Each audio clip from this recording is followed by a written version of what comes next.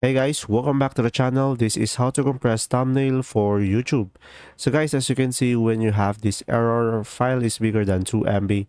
From here, just simply go to this website, shrink me that app, and after that, just simply select your photo. So I'm gonna go for select, and after that, just simply select the photo, and after that, as you can see, I have saved 30 MB and click on the save. And I'm gonna go for desktop, and as you can see, the file size is now 1.39 MB. And when we go back and click on upload file, we should be able to upload it now. And that's simply about it. Just simply go over here, shrink me that app, and just simply use their feature, and you should be able to compress your image for your YouTube thumbnail. And there you go.